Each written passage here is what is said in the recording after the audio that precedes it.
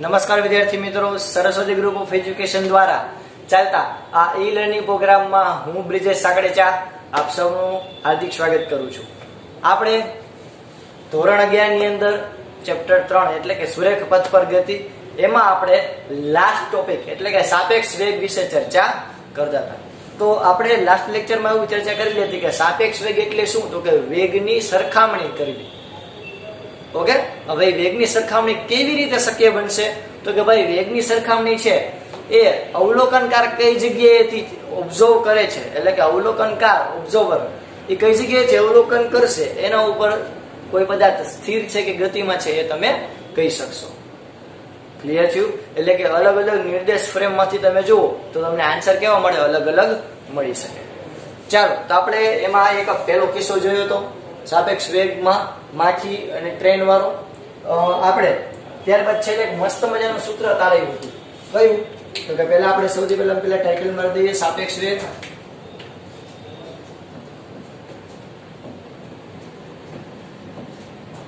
હવે આજે હું તમને ઉદાહરણ દ્વારા અમુક સમજાવવાનો પ્રયત્ન કરીશ કે હકીકતમાં સાપેક્ષ વેગ જે છે એ શું છે, કયા હે એ સાપેક્ષ વેગ.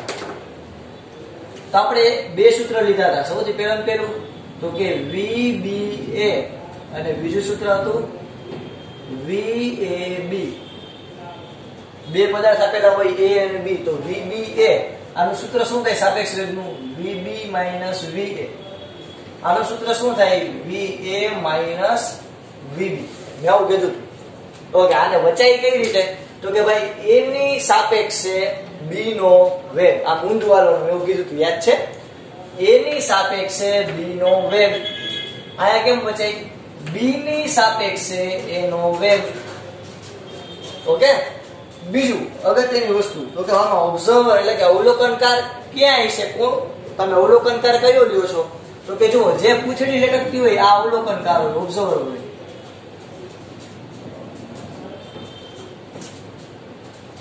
એટલે કે આ બીજા કિસ્સામાં B છે એ અવલોકન કરે છે, એટલે કે એની સાપેક્ષે આપણે A નો વેગ માપીએ છીએ, અને પેલા કિસ્સામાં આપણે A જે છે એની A ઉપરથી આપણે આમ જોઈએ છીએ કે B કેટલું મૂવમેન્ટ કરે છે. ઓકે, તો આપણે બે સૂત્ર જોયા હતા. આપણે હવે વધુમાં આપણે એક્ઝામ્પલ દ્વારા સમજીએ કે જેથી તમને વધારે આઈડિયા આવે, પ્રેક્ટિકલી તમે વધારે યુઝ કરી શકો. ઓકે, તો આપણે જો એક્ઝામ્પલ દ્વારા હવે સમજીએ તો હું તમને એક મસ્ત મજાની એક બલૂન લીટી દોરું.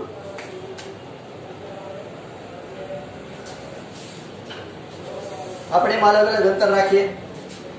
0, 5, 10, 15, 20, 25, 30 અને 35. ઓકે, જસ્ટ એક એક્ઝામ્પલ લઉં છું તમને સમજાય એટલે. હવે એક્ઝામ્પલ દ્વારા આપણે સાપેક્ષ વેગ સમજી શકીએ. હવે કોઈ પદાર્થ છે, કયો? તો કે આ પદાર્થ છે B. આ B નામનો પદાર્થ છે કે જેનો વેગ કેટલો છે? તો કે જેનો વેગ આપણને આપ્યો છે 10 મીટર પ્રતિ સેકન્ડ. અને આ બિંદુએ કયા? તો કે આ 15.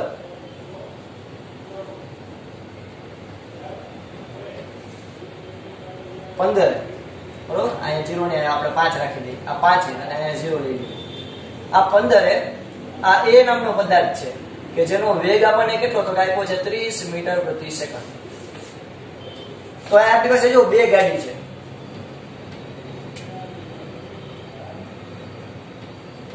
આ એક B અને આ એક A. ઓકે, હવે જો આ B જે છે એની આપણને સ્પીડ કેટલી આપી? તો કે 10 મીટર પ્રતિ સેકન્ડ. આ A ની આપણને સ્પીડ કેટલી આપી? તો કે 30 મીટર પ્રતિ સેકન્ડ. ઓકે, તો આ બે ગતિ કરે છે. હવે તમે કહો કોણ વધારે સ્પીડ થી ગતિ કરે? તો કે ભાઈ A જો 30 મીટર પ્રતિ સેકન્ડ, એટલે કે તમે સમજો કે આ હું કિસ્સો કહું t બરાબર 0, એટલે કે શરૂઆતનું હું કહું તો t બરાબર 1 સેકન્ડ થાય. આ 15 નથી હોય, 1 સેકન્ડ થાય ત્યારે જો સ્થિતિ શું હશે? તો કે t બરાબર 1 સેકન્ડે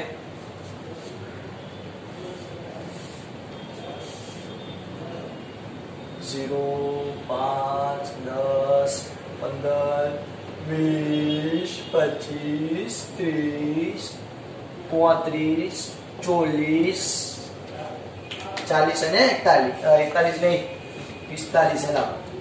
5 5 ના ગણા में 41 ससुरा कहां से आ गए? હવે આયા જો આ 5 હતો, હવે 10 મીટર પ્રતિ સેકન્ડ એટલે 1 સેકન્ડમાં કેટલા મીટર અંતર કાપશે? 10 મીટરનું અંતર. એટલે કે આ 5 હતો તો 5 માં 10 ઉમેરું કેટલા થયા? 15 થયા. એટલે કે તરત t બરાબર 1 સેકન્ડ એની સ્થાન ક્યાંય છે આ b નું? તો કે 15. એવી રીતે જો આ 15 છે, આ 15 છે. હવે એનું ઝડપ આપણને કેટલી આપી? તો કે 30 મીટર પ્રતિ સેકન્ડ. એટલે કે 1 સેકન્ડમાં એ 30 મીટરનું અંતર કાપશે. તો 15 માં 30 ઉમેરું કેટલા થાય? તો કે 15 માં 30 ઉમેરું એટલે થાય 45. એટલે ડાયરેક્ટ અહીંયા b આમ ગતિ કરે, a આમ ગતિ કરે. તો તમે ધ્યાનથી ઓબ્ઝર્વ કરો તો એક જ સેકન્ડમાં આ પદાર્થ અહીંયા આવ્યો અને આ પદાર્થની સ્પીડ વધારે હોવાથી પદાર્થ બહુ દૂર વયો ગયો. આટલું પહેલા ક્લિયર થાય? તો માની લો કે હું અહીંયા બી ગાડીમાં બેઠો છું, અહીંયા બી ગાડીમાં, તો મને તો આ એ બહુ સ્પીડમાં હાલતો એવું લાગે કે નહીં? આ તો બહુ ઝડપી છે. તો હું આ બી ઉપર બી માં બેઠો હોય, તમે જુઓ, અવલોકન કરો, ઇમેજિનેશન કરો કે હું અહીંયા બી માં બેઠો હોય, તો તમે શું કહો? એ તો બહુ સ્પીડમાં હાલેલા, એ બહુ ઝડપી છે, તમે એમ કહો. એટલે કે બી ગાડીમાં, એટલે કે આ ખટારા જેવી ગાડીમાં આપણે બેઠા હોય તો આપણને શું લાગે? તો કે એ બહુ વધારે સ્પીડમાં છે. હવે એની જગ્યાએ હું આ એ ની અંદર બેઠો હોય, ક્યાં? આ એ ગાડીની અંદર, તો હું શું કહું? અરે યાર, આ ખટારા જેવી ગાડી, બી બહુ ધીમો છે. આ હું અહીંયાથી એમ કહું એ બહુ ઝડપી છે, હું અહીંયાથી શું કહું? બી બહુ ધીમો છે. હવે જો બે બાજુથી આપણે અવલોકનકારની સ્થિતિ બદલી. પહેલા આપણે પહેલી વાત ચર્ચામાં કરી હતી બી માટેની. તો એક બી માટે, બી ગાડીની અંદર તમે બેસો તો તમને એ ઝડપી લાગે, અને તમે એક ગાડીની અંદર બેસો તો બી કેવો લાગે? ધીમો લાગે, કારણ કે એની પોતાની સ્પીડ જ બહુ વધારે છે. તો બસ આને જ કહેવાય ભાઈ સાપેક્ષ વેગ. તો ભાઈ આમાં કઈ ચર્ચા નથી કરવાની વધારે થતી, કારણ કે તમને આમાં એમ કે તો બી ની સાપેક્ષે એનો વેગ શોધો. તમને એમ કે સાપેક્ષ વેગ, બી ની સાપેક્ષે એનો વેગ શોધો, એવું તમને કે. તો અહીં આપણે શું કરશી? બી ની સાપેક્ષે એનો વેગ VAB કેટલો થાય?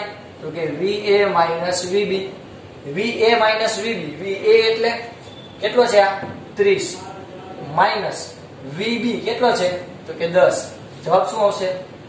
20 મીટર પ્રતિ સેકન્ડ. એટલે કે VAB કેટલો આવ્યો આપણી પાસે?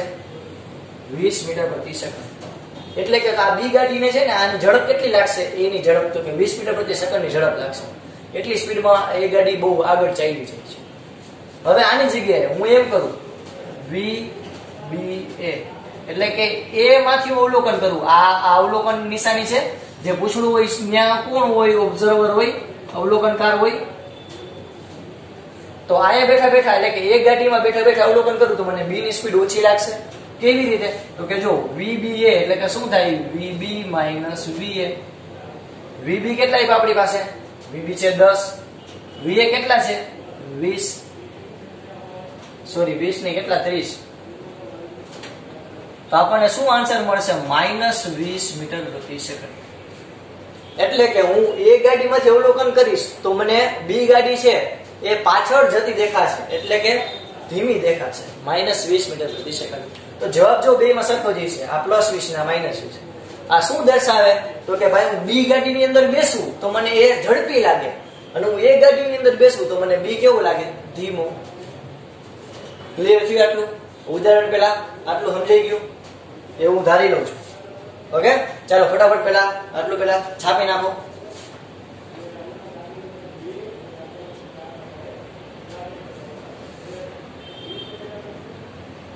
તો જો આના ઉપરથી હું શું કહી શકું? તો કે જો યાદ રાખવાનું, આના ઉપરથી એક અગત્યની વસ્તુ હોઉં છું કે કોઈ તમારી પાસે બે પાર્ટિકલ હોય, આ A અને આ B. જો બે એક જ દિશામાં હોય, માની લો કે આનો વેગ છે VA, આનો વેગ છે VB, બે એક જ દિશામાં આગળ જતા હોય ને બેની સ્પીડ અલગ અલગ હોય, બેનો વેગ અલગ અલગ હોય, તો યાદ રાખવાનું કે આના સાપેક્ષ વેગ કેવી રીતે આવશે? તો કે આના સાપેક્ષ વેગની અંદર તમારે શું કરવું પડશે? તો કે તમારે આની અંદર સબટ્રેક્શન કરવું પડશે. એટલે કે VR, R એટલે રિલેટિવ, એટલે કે સાપેક્ષ વેગ હોય ને એમાં તમારે બાદબાકી કરવાની. શું કરવાની? બાદબાકી.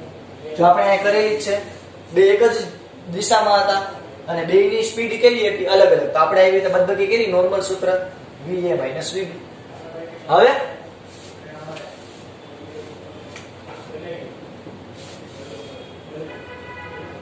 જો સમજો કે આનાથી કોઈ ખટારો આવ્યો આવે, સામે બીજો ખટારો આવ્યો આવે, vb જેટલી ઝડપથી, તો આ દિશાને પ્લસ લઉં તો મારે આ દિશાને કેવી લેવી પડે? માઇનસ લેવી પડે. તો અલ્ટિમેટલી માઇનસ માઇનસ શું થઈ જાય? પ્લસ. ઓકે, તો આના માટે જો સિમ્પલ યાદ રાખવાનું કે જ્યારે બે વિરુદ્ધ દિશામાં હોય ત્યારે રિલેટિવ વેલોસિટી એટલે કે સાપેક્ષ વેગ કેવો આવશે? તો કે સાપેક્ષ વેગનો સરવાળો કરવો. શું કરવાનો? સરવાળો. રેડી? આ બે ટિપ્સ છે, યાદ રાખજો કે જ્યારે બંને પદાર્થ એક જ દિશામાં જતા હોય અને અલગ અલગ ઝડપથી ગતિ કરતા હોય તો ત્યારે આપણે સાપેક્ષ વેગમાં બાદબાકી આવશે, જેમ આમ કરતા હતા.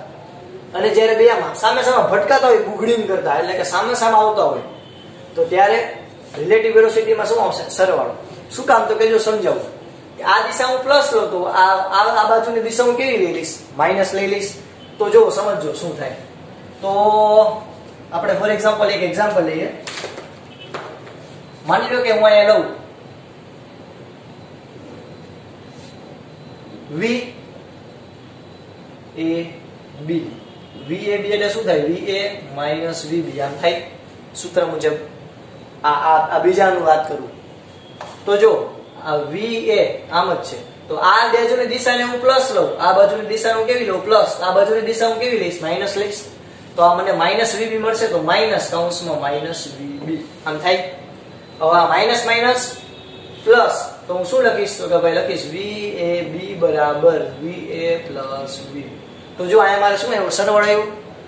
ઓકે, આ સાબિતી. તો યાદ રાખવાનું વિદ્યાર્થી મિત્રો કે જ્યારે સાપેક્ષ વેગ હોય એમાં બંને પદાર્થ એક જ દિશામાં ગતિ કરતા હોય અલગ અલગ વેગથી, તો તમારે એની બાદબાકી કરવાની આવશે. અને જો બે એક જ વિરુદ્ધ દિશામાં એક સરખી સ્પીડ અથવા અલગ અલગ સ્પીડથી ગતિ કરતા હોય તો તમારે એમાં સરવાળો કરવાનો થાય છે. આટલું પહેલા ક્લિયર થયું? ચાલો આટલું બધા ફટાફટ પહેલા નોટ કરી લ્યો. ચાલો આટલું પહેલા બધે ફટાફટ નોટ કરી લ્યો.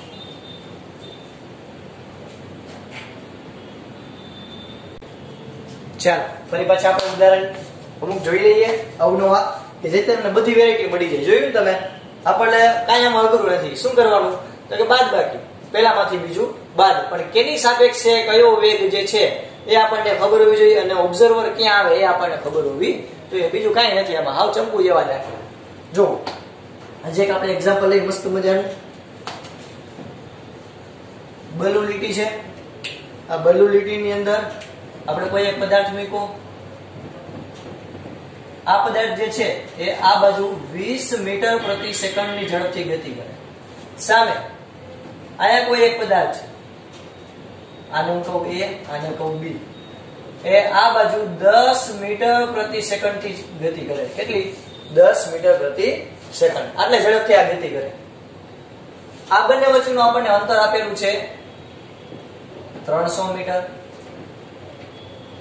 તો આપણે કહેવાનું છે કે પદાર્થ ક્યારે અથડાશે, બે ક્યારે ભટકાશે. તો સિમ્પલ, આ બેની રિલેટિવ વેલોસિટી કેટલી આવશે? VR કેટલી આવશે? તો કે VAB બરાબર VA minus VB. કેટલી આવશે? તો કે VA કેટલી છે? 20 માઇનસ આ વિરુદ્ધ દિશા છે. યાદ કરો, મેં કીધું હતું કે બે વિરુદ્ધ દિશા હોય તો તમારે શું કરવાનું? સરવાળો. ડાયરેક્ટ નાખવાનું. પણ આ તો પેલો દાખલો છે એટલે હું તમને સમજાવું છું કે -10 માઇનસ માઇનસ પ્લસ એટલે કે અહીંયા આપણને VR રિલેટિવ વેલોસિટી કેટલી મળશે? 30 મીટર પ્રતિ સેકન્ડ રિલેટિવ વેલોસિટી મળી ગઈ. હવે આપણને બે વચ્ચેનું અંતર આપ્યું છે તો અહીંયા જો V બરાબર શું થાય? d/t. આ સૂત્ર મુજબ.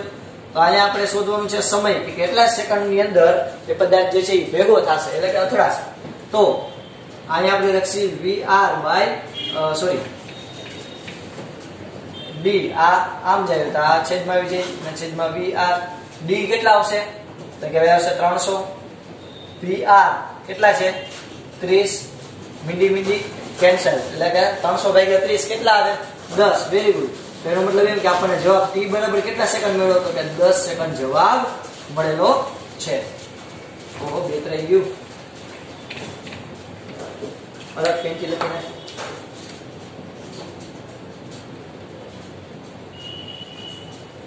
એટલે કે t બરાબર 10 સેકન્ડે પદાર્થ જે છે એ અથડાશે. ક્લિયર થયા આવા દાખલા? છે કઈ નવું? ના. ચાલો આપણે આ બધા દાખલા સોલ્વ કરીએ. સાવ સંપુ જેવું લાગશે.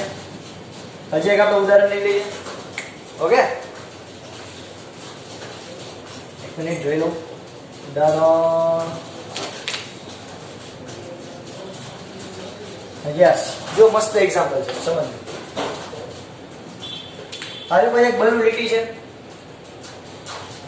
આ બલૂન લીટી નામ ખેંચી લઈ. ચાલો, એક આવી બલૂન લીટી છે.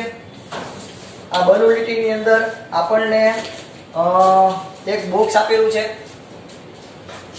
એક પદાર્થ, એની સ્પીડ આપેલી છે 15 મીટર પ્રતિ સેકન્ડ. આ બાજુ પદાર્થ ગતિ કરે છે, એ કહી દઉં, બરાબર. અને અહીંયા કોઈ એક પદાર્થ છે,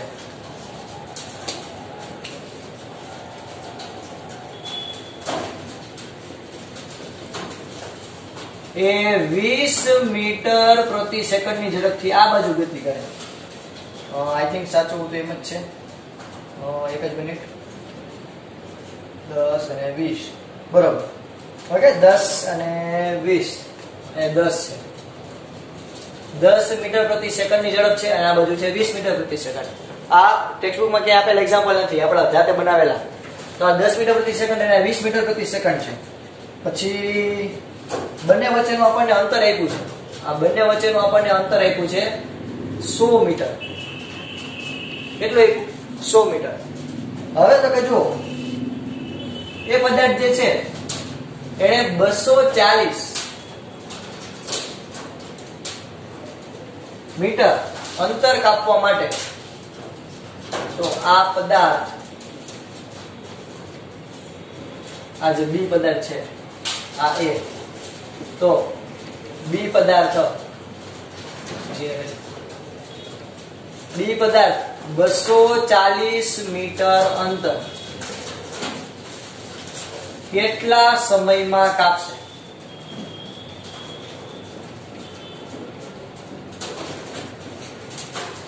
ઓકે, 240 મીટર નું અંતર કેટલા સમયમાં કાપશે? એટલે કે આ જે બી જે છે એ આ બિંદુ જે છે 240 મીટર વાળું, ત્યાં સુધીમાં એ ક્યાં સુધીમાં, એટલે કે આ બિંદુને હું કહું પી પોઈન્ટ કહી દઉં ફોર એક્ઝામ્પલ.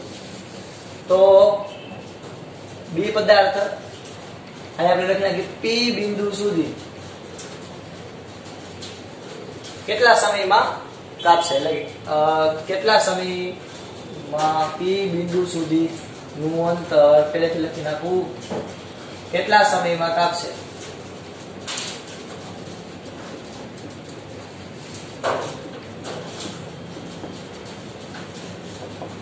ચાલો, તો આમાં આપણે પહેલા તો શું કરશી? તો કે જો પહેલા તો આ 100 છે, તો આ કેટલું થાય? 140 થાય. આપણે શું લખશી? 140 મીટર. એટલે કે અલ્ટિમેટલી આ બે પદાર્થ અંતર તો હવે ટોટલ કેટલું કાપવાનું? 140. વેલોસિટી કઈ લઈ? વેલોસિટી કઈ લઈ? તો કે ભાઈ વેલોસિટી લઈ બેની સાપેક્ષ લઈ, એટલે ભાઈ ખાલી બી પદાર્થ પી બિંદુ સુધી પહોંચવા માટે લાગતો સમય, તો એ તો નોર્મલ છે. આપણે સાપેક્ષ વેગના દાખલા ગણેલા, આપણે રકમ કઈ રીતે રાખશી?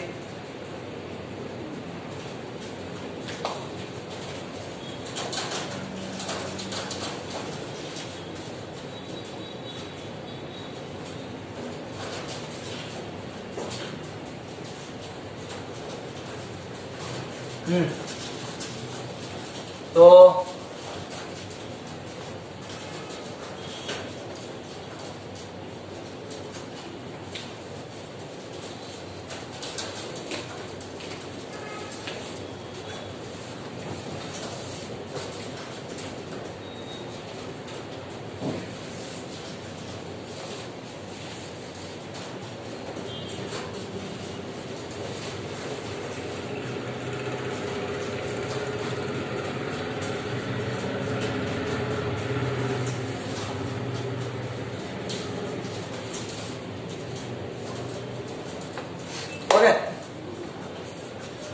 ઓકે, તો ક્લિયર થયા?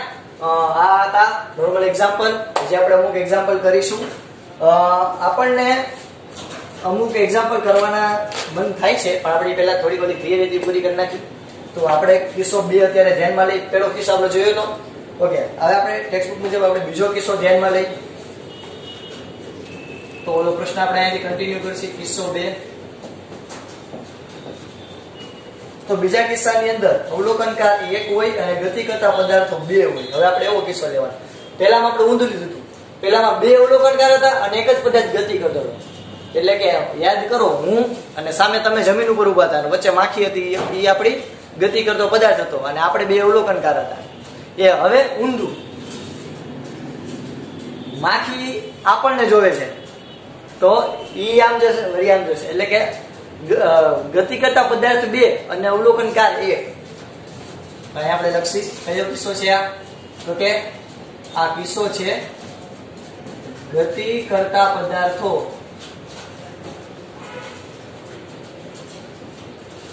બે હોય અને અવલોકનકાર 1 હોય.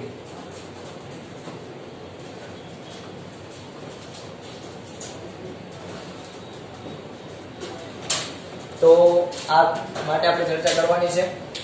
તો ચાલો આના માટે આપણે સ્ટાર્ટ કરીએ. ધારો કે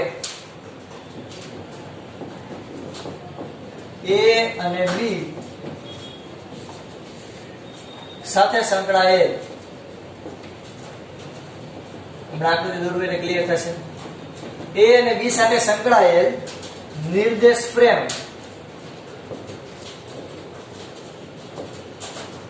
OXY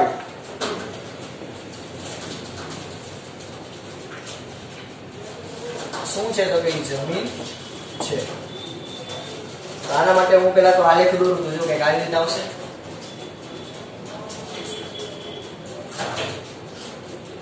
આ O, આ X, આ Y. હવે આપણને શું કીધું? તો કે જો 2 પદાર્થ ગતિ કરતા છે એટલે કે અહીંયા હું લઉં A, અહીંયા હું લઉં B. તો જો 2 ના સ્થાન અલગ છે, બરોબર? 2 ના સ્થાન કેવા છે? અલગ અલગ. તો આના માટે આપણે શું લખી શકશું? કે આના માટે આપણે આવું લખી શકશું કે આનો પેલા તો સ્થાન સદિશ જે છે, આનો સ્થાન સદિશ તમે ચેપ્ટર નંબર 4 ની અંદર ચર્ચા કરો જ છો. શું હશે? તો કે RAG. RAG એટલે તો કે ગ્રાઉન્ડ ની સાપેક્ષે, જમીનની સાપેક્ષે એનો સ્થાન. આ જમીનની સાપેક્ષે આ આપણે શું કીધું? તો કે ઉગમ બિંદુ, આ જો રેફરન્સ પોઈન્ટ, આ નિર્દેશ ફ્રેમ શું છે? જમીન. તો જમીનની સાપેક્ષે કોઈ એક પદાર્થ છે આટલો ઊંચો છે. ઓકે, આને આપણે શું કહેશી? RBG. RBG એટલે તો કે જમીનની સાપેક્ષે આ બે પદાર્થનું સ્થાન. આ બે વચ્ચે હું આ બે ને હું જોડી દઉં, આપણે સદિશની આવી રીતે રચના થાય તો આ મને શું મળશે? RAB એટલે કે B ની સાપેક્ષે એનું સ્થાન. આ બે વચ્ચે એવી રીતે થાય તો અહીંયા હું શું લખી શકશું કે આ નિર્દેશ ફ્રેમમાં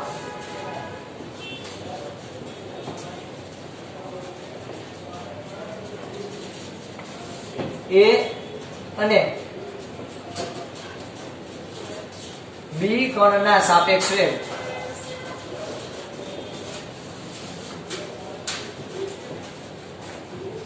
અનુક્રમે VGA અને VGB હોય તો આપણે શું લખશી? અહીંયા આવતા રહી આના માટે આપણે શું લખી શકશું? તો કે VBA એટલે કે A ની સાપેક્ષે B નો વેગ. પહેલા આની મુજબ કરીએ, પછી આપણે આપણું સૂત્ર તો ખબર જ છે VB - VA. પહેલા આની મુજબ આપણે કરીએ, આપણને ટેક્સ્ટબુકમાં જેમ આપેલું છે. તો આના મુજબ શું થશે? તો કે VB - VA શું થશે? VGA - VGB VBA શું થશે? આ બે વચ્ચેનો વેગ તો કે VGA - VGB. તો અહીંયા આપણે કેમ કરશું? Very good. તો અહીંયા આપણે શું કરી શકશું? તો કે અહીંયા આપણે આમ લખશું કે -GB આનો આગળ લઈ લો plus V VGA is equal to શું થાય? આમ થાય. તો આ નિર્દેશ ફ્રેમ આપણે ફેરવી નાખીએ એટલે કે આપણને ખબર છે કે VBG બરાબર શું થાય? માઇનસ VGB અને VGA બરાબર શું થાય? Minus VAG. જમીનની જો આ જમીનની સાપેક્ષે B નો વેગ એ નેગેટિવ નિશાની થઈ જાય. મેં કીધું હતું ને કે હું આમ દિશા પ્લસ લઉં તો આમ દિશા કેવી લઈશ? માઇનસ. એટલે કે હું અહીંયાથી જોઈશ એ બિંદુએથી જમીનને જોઈશ તો એનો મને વેગ મળશે એની સાપેક્ષે જમીનનો વેગ. તો શું મળશે મને? એટલે તો મને આ મળશે એની સાપેક્ષે જમીનનો વેગ. એ કેટલો થાય? તો કે જમીન ઉપરથી જોવું એના કરતા ઊંધો એટલે તો માઇનસ VAG. આપણે હમણાં પેલું ઉદાહરણ લીધું હતું 20 ને -20 વાળું. તો એ મુજબ આપણે અહીંયા કિંમત મૂકીએ તો અહીંયા હું શું લખી શકું? તો કાંઈ લખી શકું VBA બરાબર શું લખી શકશું? તો કે VGB માઇનસ VAG. ક્લિયર? તો આ આપણું સૂત્ર થયું. તો આને હું કેમ લખી શકું? તો કે આને ટૂંકમાં આ બધું આમ નહીં આમ કાન પકડાવવાના ધંધા આપણને તો ખબર જ છે. VBA બરાબર ડાયરેક્ટ હું શું લખી શકું? તો કે આનું આમ લખી શકું કે VB માઇનસ VA. આ જ રીતે હું શું લખી શકું? તો કાંઈ એમ લખી શકું VAB બરાબર શું થાય? VA minus VB. આપણને તો આવડે જ છે. ક્લિયર? તો આઈ હોપ આપણો બીજો કિસ્સો છે એ બધાને ક્લિયર થયું છે. હજી એકવાર સિમ્પલ ચર્ચા કરી લઈએ તો કે આપણને એક સ્થાન સદિશ આપ્યા છે.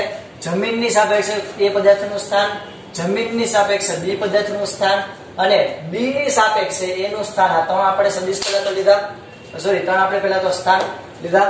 ત્યારબાદ આ નિર્દેશ ફ્રેમમાં A અને B કર્ણના સાપેક્ષ વેગ અનુક્રમે VGA અને VGB હોય તો VBA બરાબર કેટલું થાય? તો કે VGA માઇનસ VGB. એટલે કે VBA બરાબર આને આગળ લઈ લીધું તો માઇનસ VGB પ્લસ VGA. હવે અહીંયા સમજજો, મેં કીધું હતું કે અહીંયાથી હું કોઈ પદાર્થ અહીંયાથી જોઉં તો એ મને ઝડપી દેખાય અને આમથી જોઉં તો મને ઓલો પદાર્થ ધીમો હોય તો ધીમો દેખાય. આપણે યાદ કરો પેલું ઉદાહરણ આપણે લીધું એના જેવું જ છે. આપણે યાદ કરો આપણે જવાબ એવો હતો કે એક બાજુ 20 અને બીજી બાજુથી જોઉં તો -20. એમ જ આ VGB બરાબર શું લખી શકું? Minus VGB. એટલે કે જમીનની સાપેક્ષે B પદાર્થનો વેગ, આ જમીનની સાપેક્ષે આ B પદાર્થનો વેગ એ આમથી જોઉં તો કેવો લાગે? આમ પ્લસ લઉં તો આમથી જોઉં કેવો લાગે? માઇનસ. એટલે કે માઇનસ VGB એટલે કે B ની સાપેક્ષે જમીનનો વેગ. તો આની કિંમત આપણે જસ્ટ અહીંયા મૂકી. આ જો આની જગ્યાએ મેં આ મૂકી અને આની જગ્યાએ મેં આ મૂકી. એ ઉપરથી મને આ સૂત્ર મળ્યું. ડાયરેક્ટ અલ્ટિમેટલી આપણને સૂત્ર તો પહેલેથી જ ખબર હતી, ખાલી જસ્ટ આમાં લખેલું છે. ક્લિયર થાય? ચાલો આટલું પહેલા બધાય લખી લેજો, લખી કાઢો આ બધા આટલું પહેલા ફટાફટ.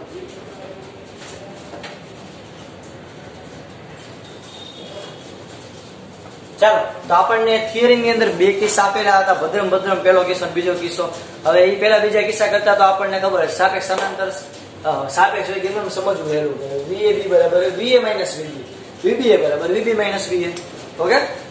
ત્યારબાદ હવે આપણને સાપેક્ષ સ્થાનાંતર વિશે પણ આપણને વર્ણવેલું છે તો આપણી ફરજ બને કે એ પણ આપણે સમજવું પડે. તો ચાલો આપણે સમજીએ હવેનો નેક્સ્ટ ટોપિક જેનું નામ છે સાપેક્ષ સ્થાનાંતર.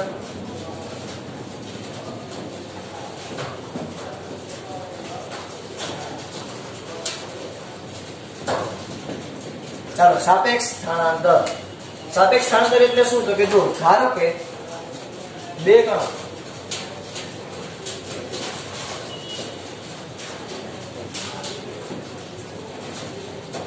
A અને B, ધારો કે બે કણો A અને B અનુક્રમે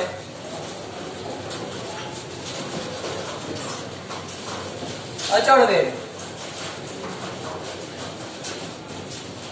VA અને VB થી ધન X દિશામાં ગતિ કરે છે.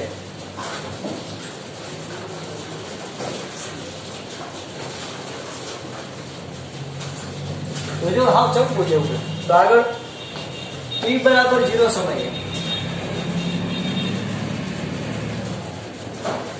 t બરાબર 0 સમયે તેઓ પહેલા તો પોતાના શરૂઆતના સ્થાન x એ 0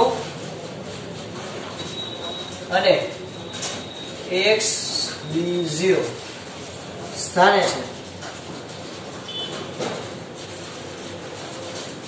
અને t બરાબર t સમયે તેઓ x a t અને x b t સ્થાને છે. એ એટલે ખબર નહીં કેટલું ગમે એ સમય. તો ચાલો આને મસ્ત મજાની પહેલા તો હું આકૃતિ દોરું.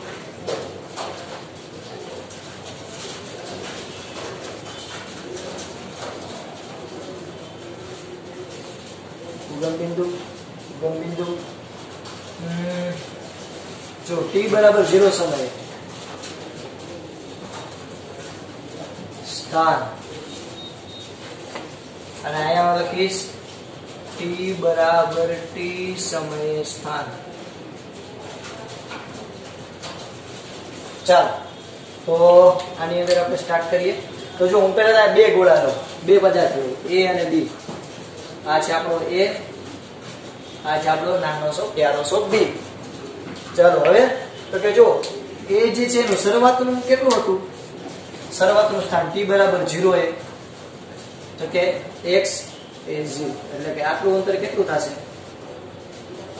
x એ 0. ઓકે, આટલું અંતર કેટલું થશે?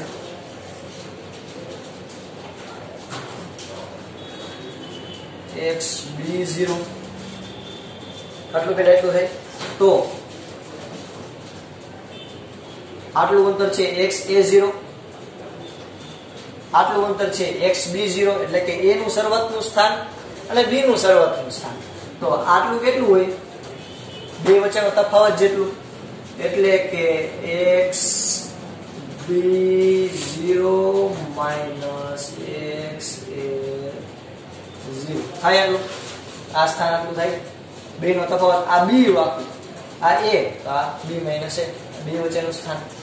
હવે તો કે આપણે કીધું t બરાબર t સમયે એટલે કે અમુક સમય પછી એ બધા છે કે અંતર કાપે, અમુક સમય પછી કંઈક અંતર કાપે.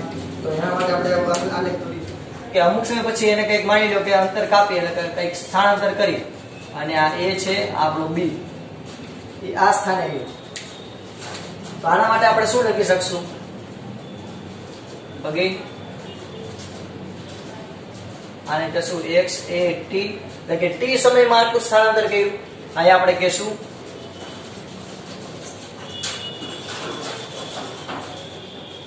x b t, t સમયમાં b જેટલું અંતર કાપ્યું અને આને કહેશું બે વચ્ચેનું અંતર કેટલું? x b t minus x a t. એટલું આવડે? સાવ સિમ્પલ આલેખ દોર્યા એટલે કે સાવ સિમ્પલ આકૃતિ દોરી. તો હવે હું શું કહી શકું? તો હવે તો હું મસ્ત મજાની રીતે કહી શકું કે આકૃતિ ઉપરથી હું શું કહી શકું? આકૃતિ ઉપરથી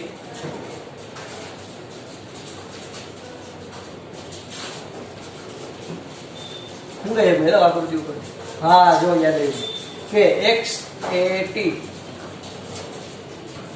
એટલે કે x a t પદાર્થે કંઈક અંતર કાપ્યું આ દિશામાં આગળ વધ્યો, બરાબર? આ દિશામાં પદાર્થ આગળ વધે v a જેટલી ઝડપથી, આ દિશામાં પદાર્થ આગળ વધે v b ઝડપ. અહીં આપણે દર્શાવી દઈએ. તો x a t બરાબર શું થાય?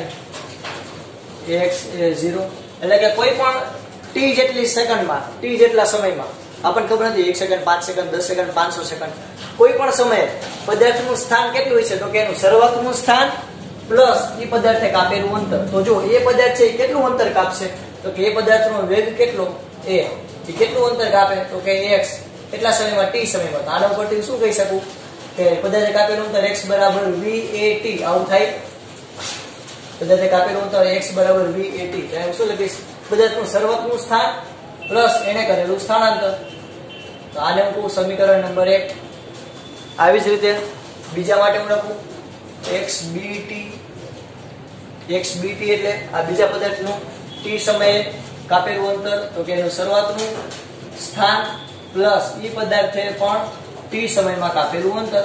આનું સમીકરણ નંબર 2 બંનેને આપણે મસ્ત મજાના ચોકઠાથી દર્શાવી દઈએ, શણગાર કરી લઈએ.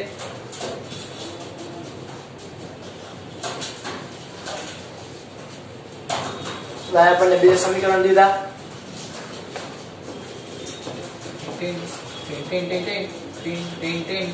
ઓકે, ચાલો તો હવે A થી B સુધીનું સ્થાનાંતર આપણે અલ્ટિમેટલી સાપેક્ષ સ્થાનાંતર શોધવાનું છે.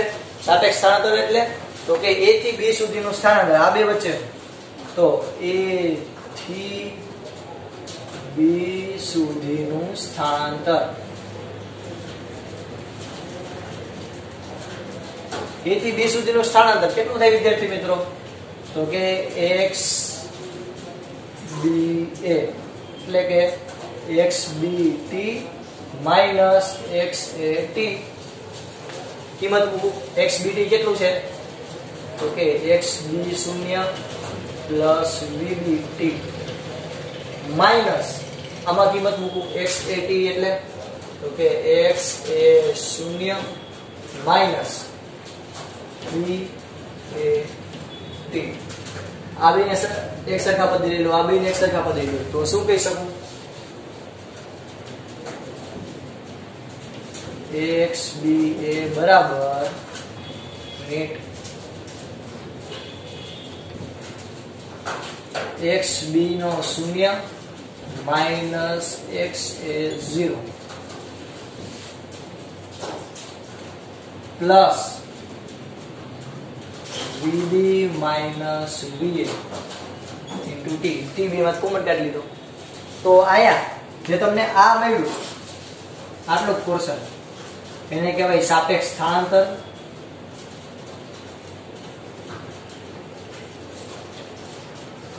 ઓકે, આના ઉપરથી આપણે શું કહી શકીએ? તો સમીકરણ એવું દર્શાવે કે પદાર્થ A ની સાપેક્ષે B નો વેગ એ vb minus va અને B ની સાપેક્ષે A નો વેગ કેટલો થાય? v ab બરાબર va minus vb. ઓકે, તો આ થયું સાપેક્ષ સ્થાનાંતર. સાપેક્ષ સ્થાનાંતર આ થયું સાપેક્ષ વેગ, સાપેક્ષ શરૂઆતનું સ્થાનાંતર. અને આને હું શું કહીશ? પદાર્થનું સાપેક્ષ t સમયે સ્થાનાંતર.